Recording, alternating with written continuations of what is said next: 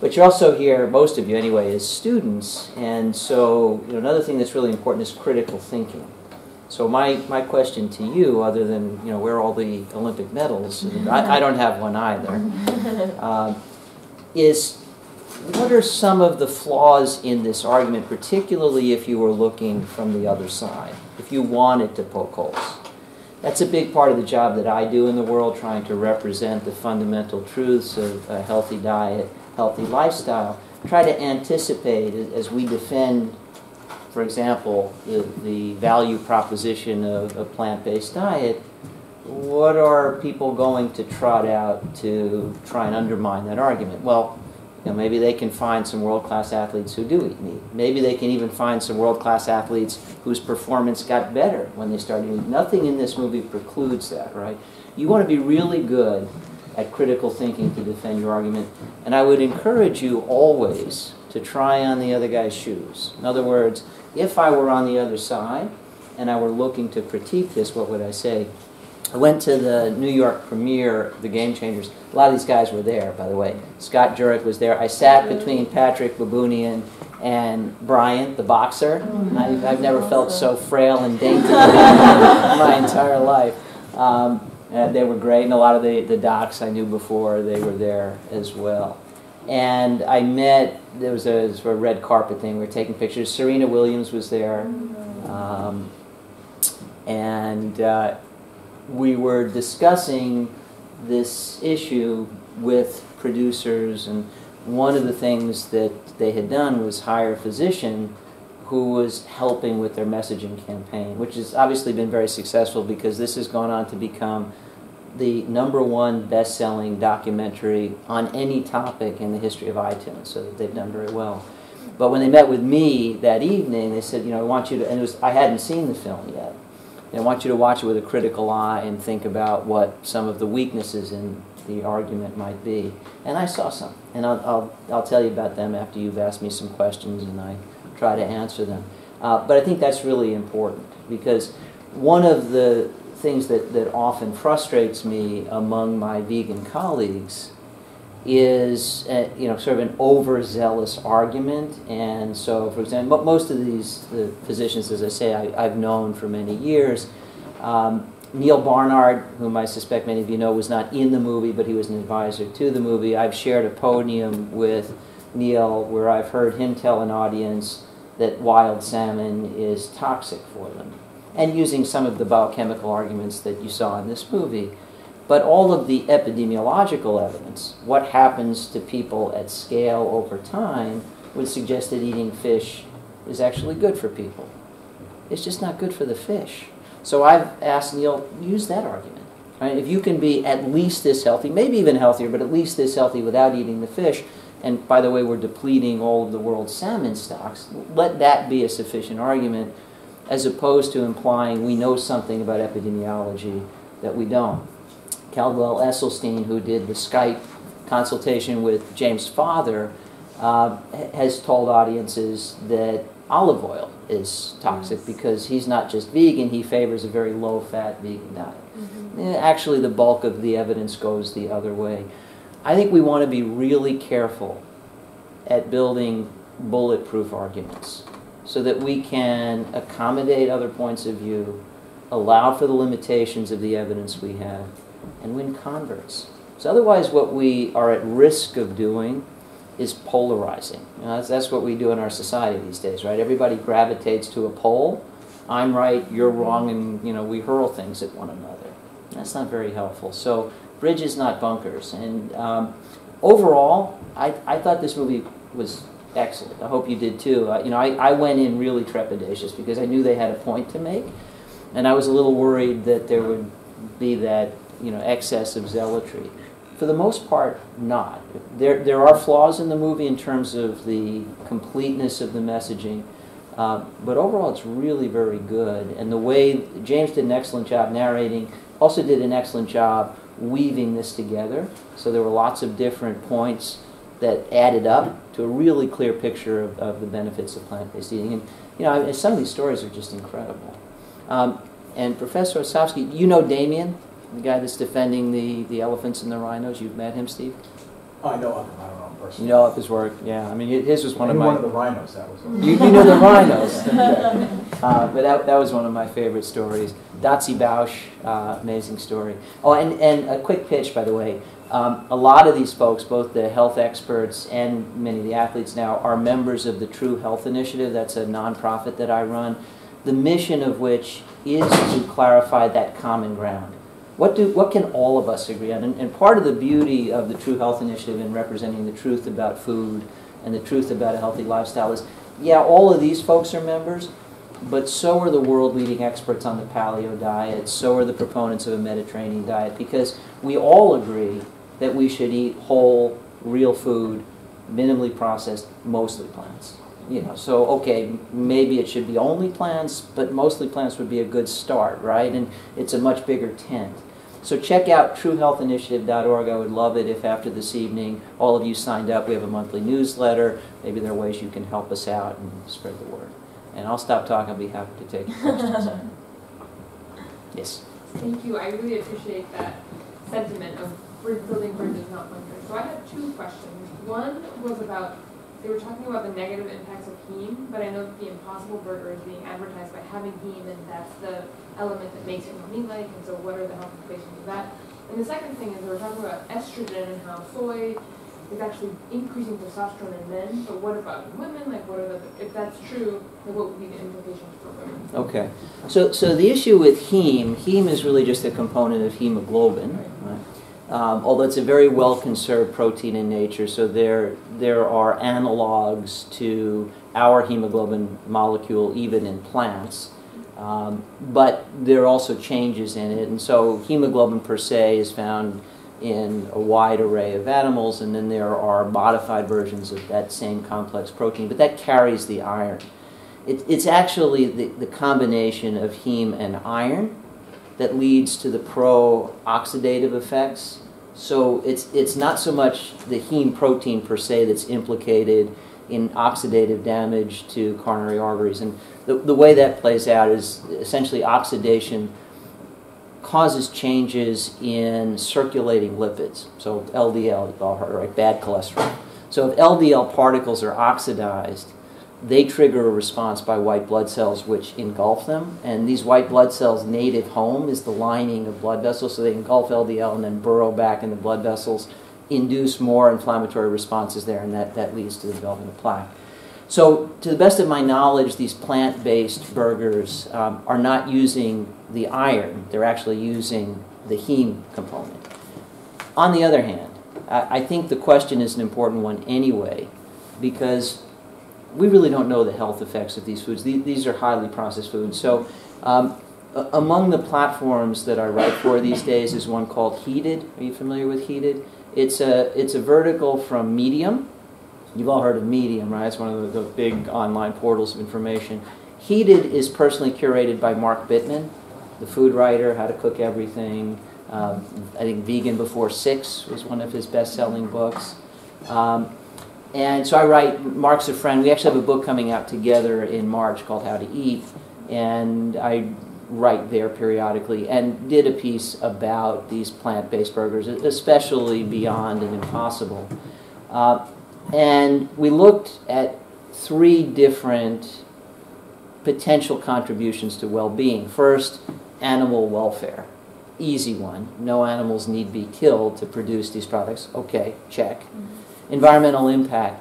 That's actually more subtle than you might think. First of all, there are many components to the environmental impact of diet. So there's greenhouse gas emissions, there's land use, there's water use, there's, you know, where they're being sourced. So we're talking about fragile ecosystems or not. Are you growing components in a place where water scarcity is an issue or not? I mean, producing it in the western United States, much bigger issue with water use than in the eastern United States.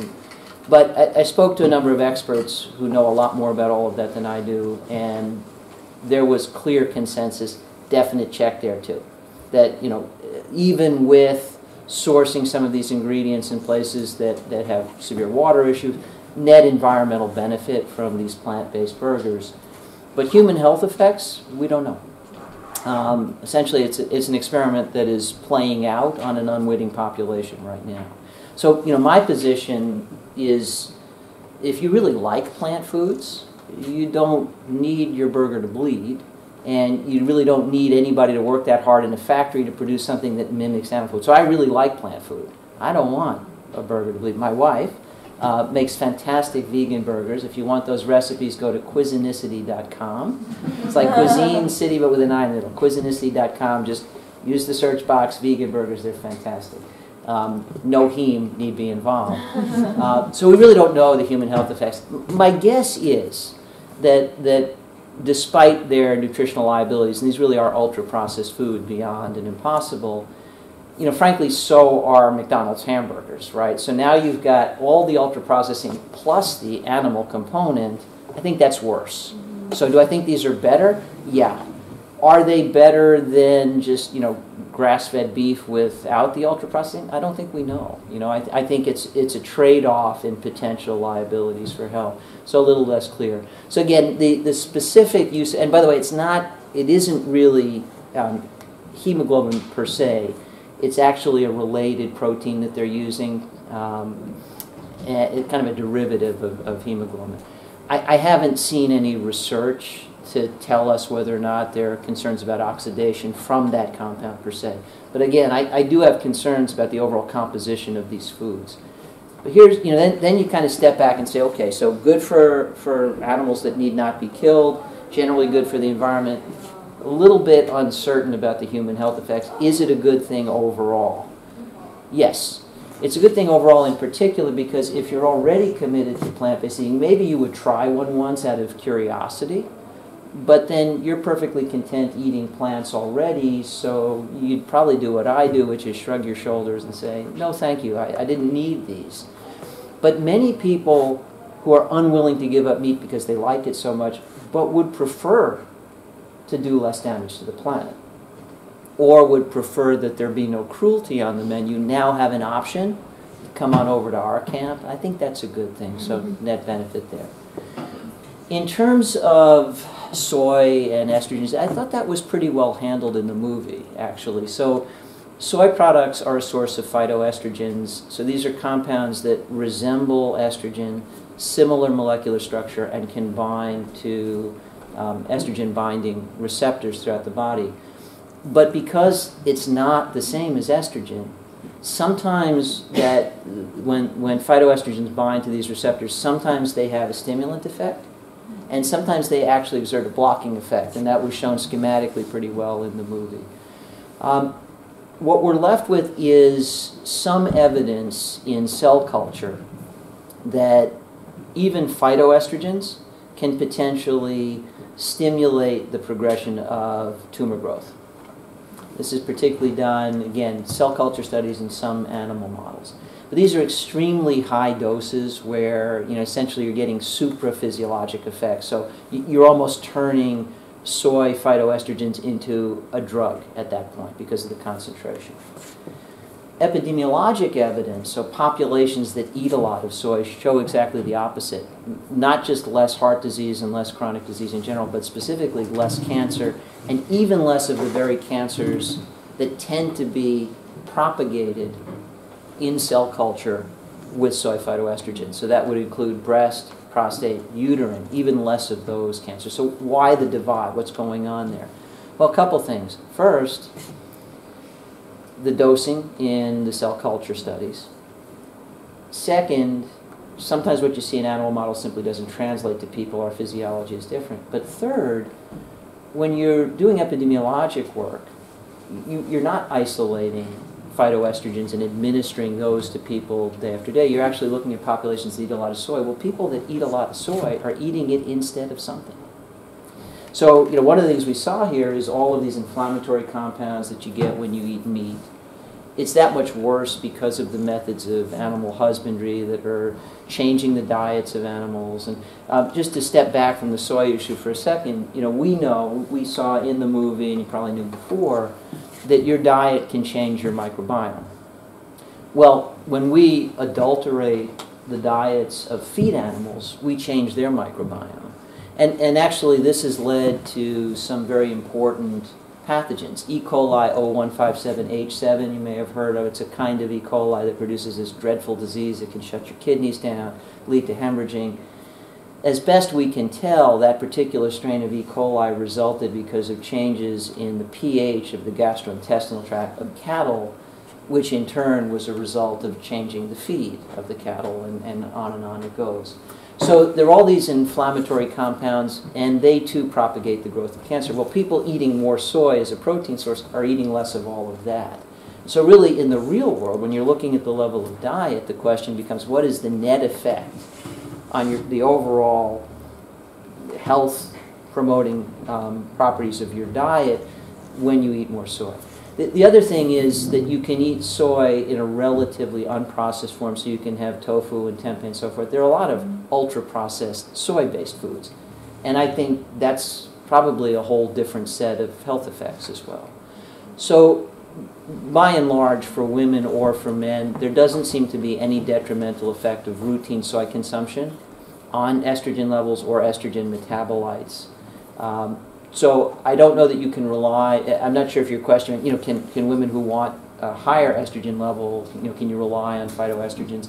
That's not entirely clear. But there are studies that look at phytoestrogens at menopause and whether or not they can ameliorate some of the symptoms of menopause and maybe even some of the specific consequences of menopause for longer term health, like bone density, for example.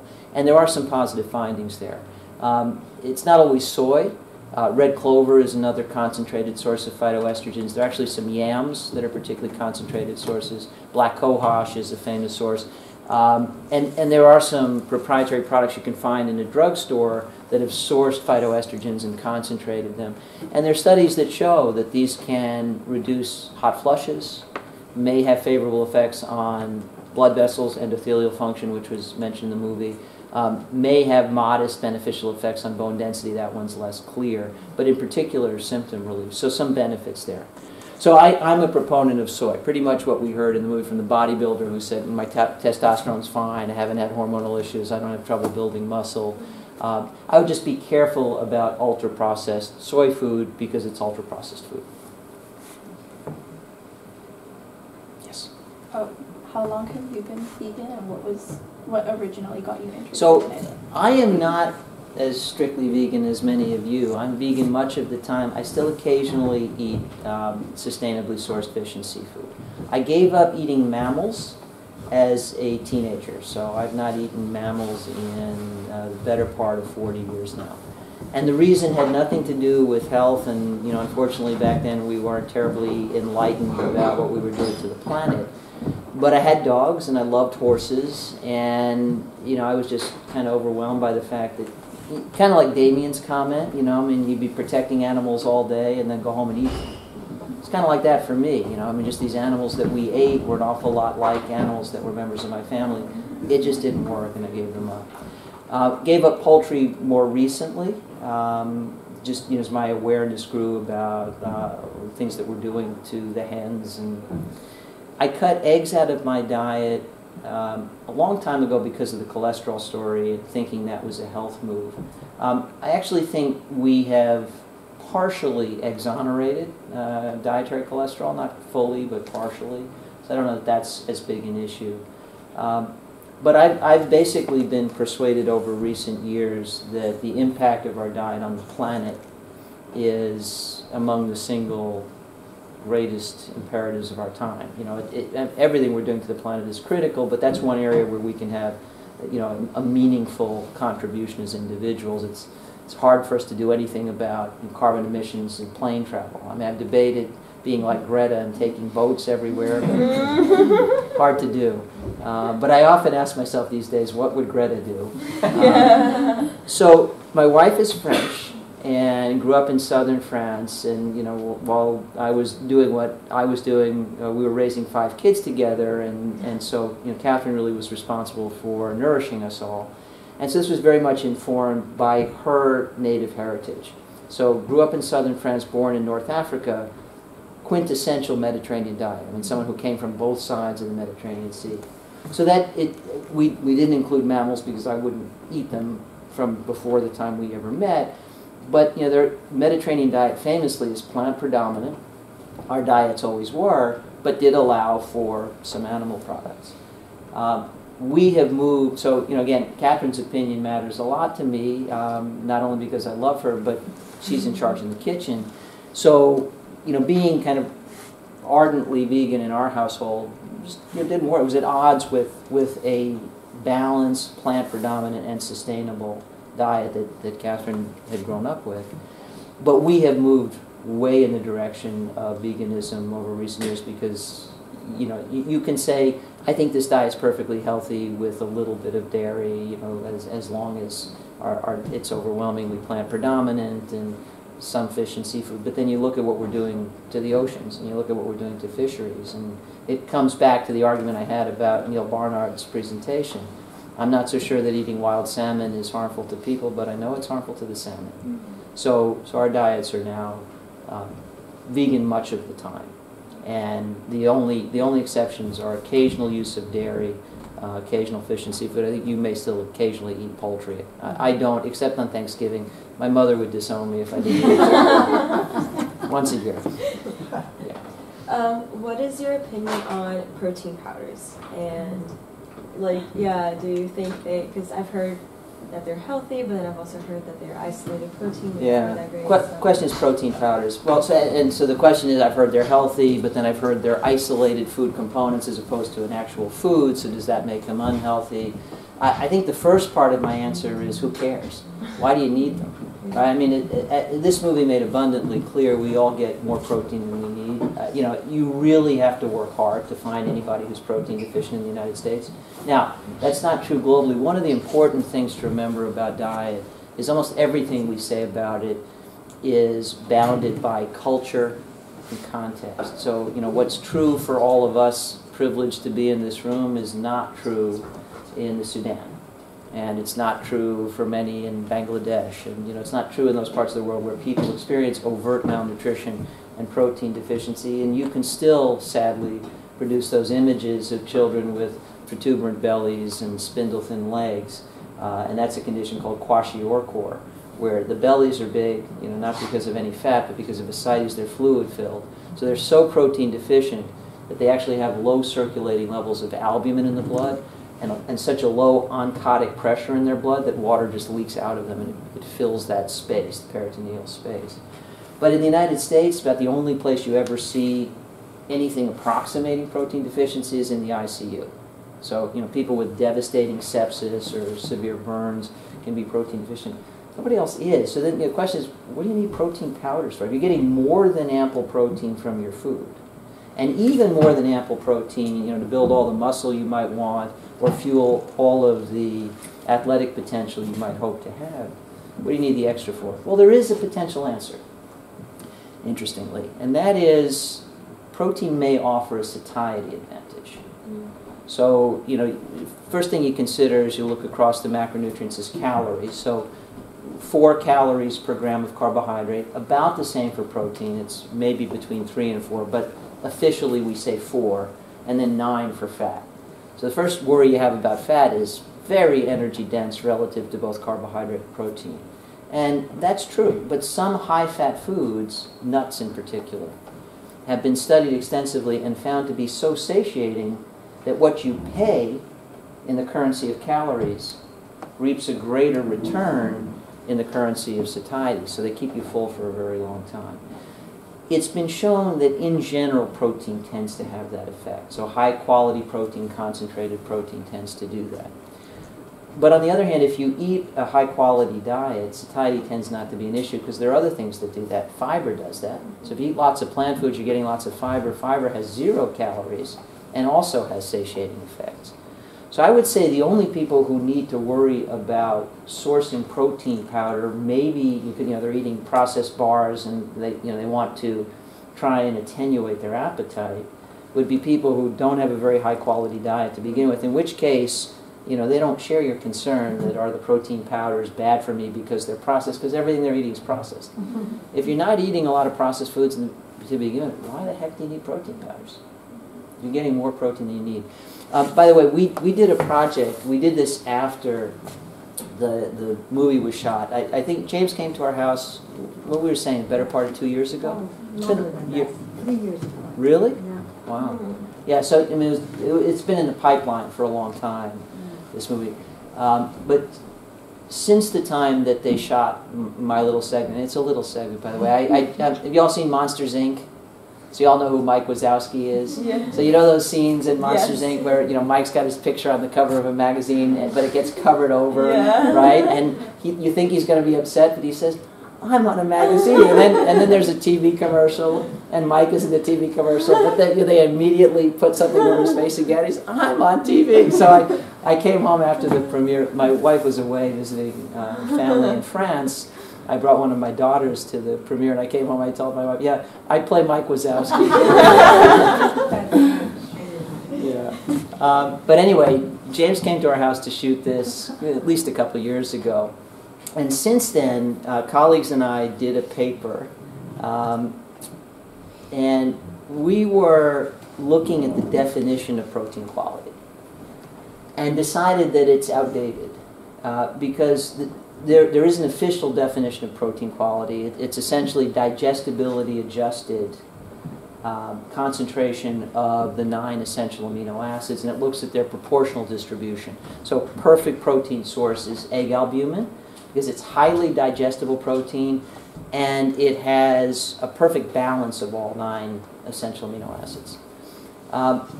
So you could say, you know, egg albumin's right at the top and it's followed closely by red meat and so forth. But there's a problem with that. You're looking at the quality of a thing in the food while ignoring the quality of the food. And it's a really insidious problem, because when you talk about the best quality protein, well, best quality is what we want, right? I mean, that sounds like it's desirable.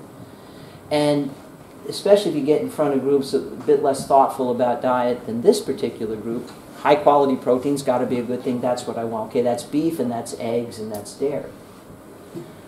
But far more important than the quality of the protein in a food is the quality of the food delivering the protein, because now you're looking at everything that food does to you. So, you know, if you could write the script, you'd say, okay, I want high quality protein, sure, but I'd love to get it from a food that's just flat out good for me, and by the way, you know, better for animals and better for the planet and all of that. So in this paper, which we published in Advances in Nutrition, we argue for the modernization of the definition of protein quality. We actually propose a new metric that says, yeah, you have to care about the concentration of protein. There are some foods that have so little protein, yeah, they're great foods. Spinach is a great food. It's never going to be a great protein source. Broccoli is never going to be a great protein source, right? So you have to care about the concentration of protein. You have to care about the proportional distribution of essential amino acids. Yeah, that matters. But then you have to care even more, I think, about the overall effects of eating that food on your health. Right? You don't want to pay more in your health than you gain from, you know, the protein that you needed. You want to get the protein you need from a food that promotes your health. And then the fourth consideration is environmental impact. So we say a biochemical definition of protein quality is antiquated and obsolete and not helpful, and frankly directly at odds with public health. We need a modernized definition of protein quality that scores protein concentration, distribution of essential amino acids, net effects on health, environmental impact, and we propose a new metric. And we petitioned the Commissioner of the FDA and the Secretary of Agriculture to take this matter up and refer it to the National Academy of Medicine, which could then generate kind of, you know, an officially sanctioned new definition of protein quality, and then we'd be talking about it completely differently, right? Now, of course, these protein powders you refer to are generally obtained from plants. So soy is a source, pea is a frequent source, right? So those are good food sources. But again, my question to you, why do you need protein powders, right? I mean, even bodybuilders, you know, we generally need somewhere between 0.6 and 1 gram of protein per kilogram body weight per day to maintain healthy muscle mass and, you know, any reasonable level of activity. There are studies looking specifically at bodybuilders arguing they may need as much as 2.5 times that, right? 2.5 grams per kilogram body weight per day.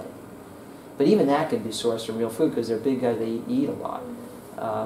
most of it's just there's no reason to be looking at protein powders. So I don't think they're necessarily bad if they're cleanly sourced from clean food sources. Yeah, they're isolated nutrients, but it's a little bit religious to just say it's bad because it's been taken out of a food. I think that could be okay. I just don't see any particular need for it. Yes? What's your view on olive oil and Dr. Esselstyn's? Yeah, olive oil and Dr. Esselstyn. I love Essie. He's an amazing guy. He's an Olympic gold medalist himself, by the way. A long time ago, but in rowing. He's also just a really lovely, gentle, kind person. But you'll, I hope, forgive me for saying this. He's somebody who has sort of fallen in love with his opinion, and now he's 86 years old or something. You're not going to talk him out of it. I've tried very gently a couple times. I said, "To hell with it. I'll just give him a hug and walk away." And Rip's a very nice guy too. So I've shared a podium with Cal, and I've heard him tell an audience, in fact, an audience of cardiologists. We were together at the American College of Cardiology meeting, and he told the audience that olive oil is a cardiotoxin that impairs endothelial function. And he cited a study that showed that specifically olive oil impaired endothelial function. So, I politely refuted that, when it was my turn to speak, and said, we've actually done some studies of oil in my lab, and we've seen opposite effects. And we actually have a paper in press now. I'll tell you more about that in just a second. But he then went on to say, well, yeah, but even if there is some evidence that goes the other way, it's never been shown that a diet high in added oils can cause coronary plaque to shrink, right? So it sort of becomes a bit of a slippery slope argument. So here's the state of the science on that topic. I happen to know it well because we just reviewed it for a paper we did. He is citing one study from 13 years ago in 10 men. And there's no and indeed, olive oil in this study impaired endothelial function. There's no statement whatsoever of where the olive oil was sourced. We're just told it was olive oil. I mean, it could have been sitting on a bus for 6 months for all. We just have no idea.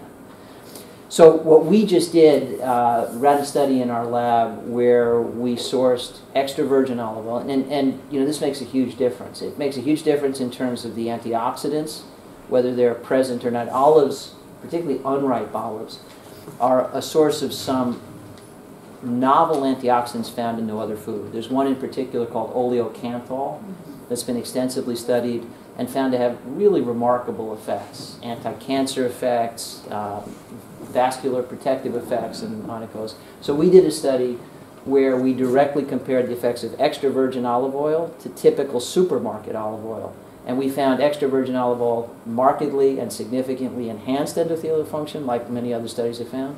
But bad olive oil impaired endothelial function. So like with all other kinds of food, bad oil is bad and good oil is good. So the Mediterranean populations that run on this famously health-promoting Mediterranean diet, they don't eat bad olive oil. They eat good olive oil. You know that there are 5 blue zones in the world, right, where people routinely live to be 100, don't get chronic disease, at least not very often, die in their sleep. They've been described by Dan Buettner, who's a National Geographic fellow. He wrote the book on the blue zones. And the 5 of them are in Ikaria, Greece, Sardinia, Italy, Okinawa, Japan, Loma Linda, California, and the Nicoya Peninsula in Costa Rica. Well, 2 of the 5, 40% of the world's populations that routinely live to be 100 are Mediterranean populations, Ikaria and Sardinia. Both high-fat diets, both lots of extra virgin olive oil. So the epidemiologic evidence lines up perfectly with the intervention studies and the basic science. So good olive oil is good. Now, what about this issue of, yeah, but isn't the best vegan diet a low-fat vegan diet? Don't you want to avoid added oils? I'm not convinced that it matters. You heard what I said in the movie. Sometimes the best diets are high in fat, sometimes they're low in fat, sometimes they're higher in carbohydrates, sometimes they're lower. Who cares? They're always made up of whole, wholesome foods, plant predominant to plant exclusive. That's the theme, right? Mostly plants, real food. As Michael Pollan said, eat food, not too much, mostly plants. Pretty much nailed it in 7 words. So that's important. High fat, low fat, Yes, it appears that either can work. What's the evidence? Well, for example, James did a very nice job of backing up his statements by showing some of the scientific papers. So Dean Ornish obviously was interviewed extensively in the movie, and Dean's papers were shown. And Dean and Essie are the two who have done the most to show that with this low-fat, plant-based diet, you can cause coronary plaque to shrink. But I'm a physician, and honestly, I don't really care whether you show that coronary plaque shrinks. What I care about is, do my patients feel well? Do they develop heart attacks again? Do they die prematurely? Do they develop heart failure? Or do they go on to thrive? The only reason these are the only studies to show coronary plaque shrinking is because they're the only studies that use that particular outcome measure. In order to do that, you actually have to do coronary angiography in people multiple times. People don't love that. So you can do that in a study of 20 highly devoted people. You can't do it in a study of 2,500 people. The Lyon Diet Heart Study is what's called a secondary prevention study. So that, in other words, people already have the disease, and you're trying to see, can you alter the course of the disease? The disease, in this case, being coronary artery disease. This was a trial conducted in multiple countries throughout Europe. The control group got typical Northern European diets, which, by the way, are much better than a typical American diet, just not great. The intervention group got a Mediterranean diet, high in healthy fat. The reduction in the rates of heart attack and death were exactly the same as seen in the work of Ornish and Esselstyn. Both of them showed 70% reduction, give or take a few points, reduction in the rates of MI and death.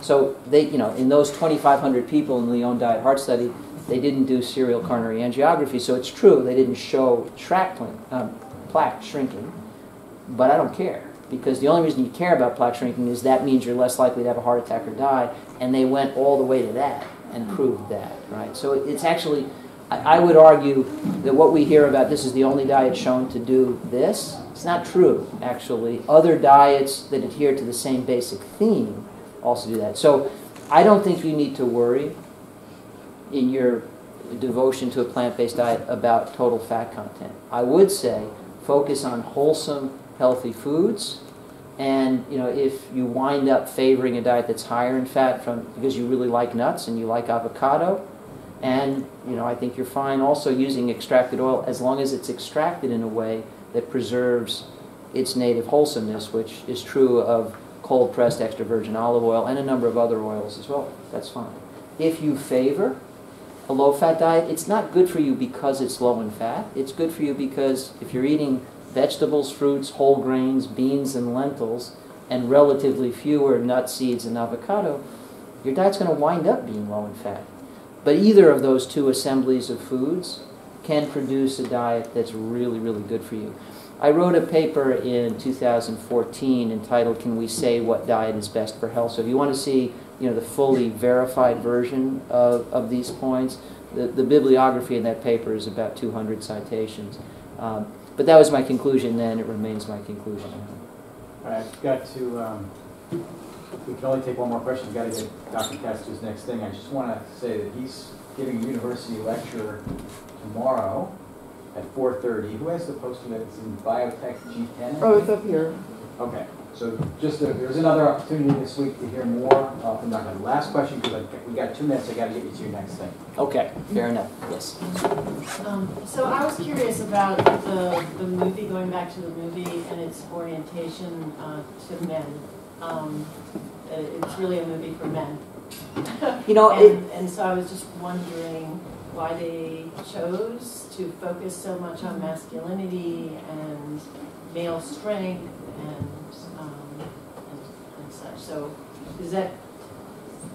I'm just curious about why they chose that orientation instead of. Sure. Well, of course, yeah. I mean, they didn't confer with me about how the movie's going to be put together or any of that. I would say the answer is Gaston. You seen Beauty and the Beast? Yeah. When I was a lad, I ate 4 dozen eggs every morning to help me get large. And now that I'm grown, so I actually think they did a good job of explaining it. The myth. Arnold, that's what he talks about. You're a man, and all those ads. Men eat meat. So the myth of meat eating is very much associated with big muscles. And even, at one point in the movie, James said, I found, athletes like Scott Jurek and Dotsie Bausch. I mean, there were some very compelling stories of women. So, the Australian track athlete, and sadly I didn't get to meet her. I did get to meet Dotsie and most of the others. So I think they highlighted the effect of plant-based eating and the benefits for women. But when they talked about the myth of needing meat, it's a myth that's been peddled to men, right? I mean, this goes back, you think about, was it the 1970s, real men don't eat quiche, right? Is it When Harry Met Sally, or Forget Paris? Forget Paris. Go make the girl food, the salad, right? I mean, it's written into our pop culture that there sort of is a sex divide related to food preference. And, so this movie had flaws. Tell you one quickly. It has nothing to do with men versus women, but rather humans versus lions. So think about it. They showed, they're making the case that we're more inclined to eat plants. So they compare our anatomy and physiology to a carnivore. And yeah, we're very different. We're obviously not carnivores. What didn't they do? They didn't compare our anatomy and physiology to an obligate herbivore, because I have a couple of friends in the room who know animal anatomy better than I, but we're pretty different from them too, right? I have a horse, and I know a lot about horse intestines because my horse Troubadour had colic once and needed surgery, and was able to surrender about 15 feet of his intestine, and basically got back to 100% and didn't seem to notice it was missing. I would notice if I lost 15 feet of my intestine, but he had so much, he didn't even care. It's maybe a little faster because he didn't have to carry it around anymore. I don't know. But anyway, we're very different from her. So, there are deficiencies in the story. And again, that critical thinking, looking for those so that you can make the counter arguments. But the main point of a documentary, is best, the reason you make one is you think that the prevailing perception about something is wrong, and you want to show the counterpoint. And what they think is wrong is the myth that you need meat to be big and strong. And that is a myth that is far more peddled to men than it's ever been peddled to women, and men have bought into it far more than women. So I think they were specifically looking to shoot that down. And that's why even at a certain point in the movie where you're starting to think, wow, they've already made a really good point, James then says, yeah, but where were the big guys, right? And then the whole movie shifts to showing Bryant and Patrick and these huge, strong guys. And they were specifically there to show you can be this strong, you can have this much muscle bulk, and it can be completely fueled by plants. So, I think that's why they did it. You might, think of better ways to make the movie, and I certainly can think of other flaws in it. I wrote a column on it. I think it was something along the lines of, if you Google my name and does this change the game, you'll probably pull it up. It was on LinkedIn, where I kind of lay out the things that I saw as flaws in the movie. I didn't pick that one. I mean, I could see why you would ask the question, but I think there is a robust answer. We were on a mission, and this is an argument that's mostly been made to men who generally have a far bigger interest in being big and bulky than women do. And that's been the argument. You want to be big and strong, you've got to eat meat and eggs. It's been peddled preferentially to men.